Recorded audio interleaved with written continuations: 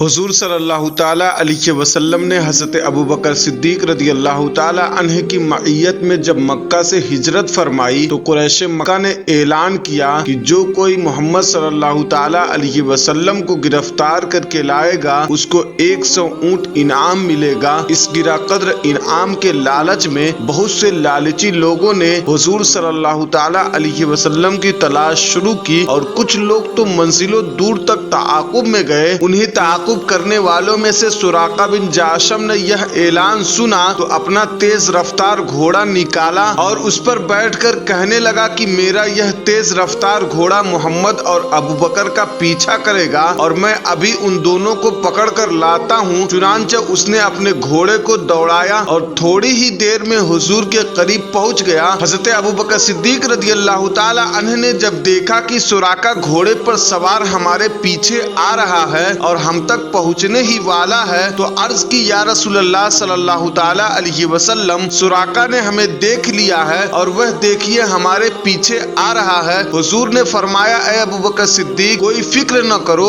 اللہ ہمارے ساتھ ہے۔ اتنے میں سراقہ بالکل قریب آ پہنچا۔ سراقہ قریب پہنچ کر حملہ کرنے کا ارادہ کیا مگر اس کے گھوڑے نے ٹھوکر کھائی اور وہ گھوڑے سے گر پڑا، مگر 100 اونٹوں کا انعام کوئی معمولی چیز نہ تھی۔ انعام کے لالچ نے اسے دوبارہ ابھارا اور وہ حملہ کی نیت سے آگے بڑھا تو حضور صلی اللہ تعالی علیہ وسلم کی دعا سے پتھریلی زمین میں اس کے گھوڑے کا پاؤں گھٹنوں تک زمین میں دھس گیا۔ سراقہ یہ معجزہ دیکھ کر خوف و دہشت سے کانپنے لگا اور امان امان پکارنے لگا۔ رسول اکرم صلی اللہ تعالی علیہ وسلم کا دل رحم و کرم کا سمندر تھا۔ سراقہ کی لاچاری اور گریہ وزاری پر آپ صلی اللہ تعالی علیہ وسلم کا دریائے رحمت جوش میں آ گیا۔ دعا فرمائی تو زمین نے اس کے گھوڑے کو چھوڑ دیا۔ اس کے بعد سراقہ نے عرض کیا کہ مجھ کو امن کا پروانہ لکھ دیجئے۔ رسول اکرم صلی اللہ تعالی علیہ وسلم کے حکم سے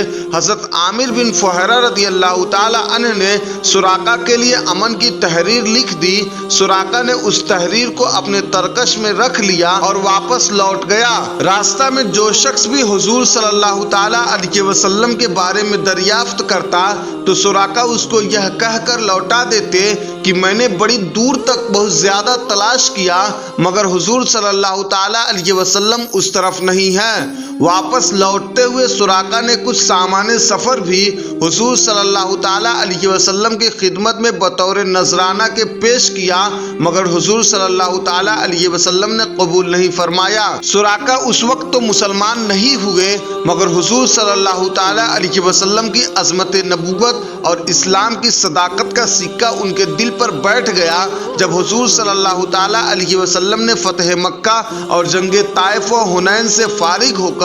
جارانہ میں پڑاؤ کیا تو سراقہ اسی وقت پروانہ امن کو لے کر بارگاہ نبوت میں حاضر ہو گئے اور اپنے قبیلے کی بہت بڑی جماعت کے ساتھ اسلام قبول کر لیا۔ واضح رہے کہ یہ وہی سراقہ ہیں جن کے بارے میں رسول اکرم صلی اللہ تعالی علیہ وسلم نے اپنے علم غیب سے غیب کی خبر دیتے ہوئے ارشاد فرمایا تھا کہ اے سراقہ تیرا کیا حال ہوگا جب تجھ کو ملک فارس کے بادشاہ کسریٰ کے دونوں کنگن پہنائے جائیں گے۔ اس ارشاد کے برسوں بعد جب حضرت عمر فاروق رضی اللہ تعالی عنہ کے دور خلافت میں ایران فتح ہوا اور کسریٰ کے کنگن دربار خلافت میں لائے گئے تو امیر المومنین حضرت عمر فاروق رضی اللہ تعالی عنہ نے تاجدار دو عالم صلی اللہ تعالی علیہ وسلم کے فرمان کی تصدیق و تحقیق کے لیے وہ کنگن حضرت سراقہ رضی اللہ تعالی عنہ کو پہنا دیے اور فرمایا کہ اے سراقہ یہ کہو کہ اللہ تعالی ہی کے لیے حمد ہے جس نے ان کنگنوں کو بادشاہ فارس و کسریٰ سے چھین کر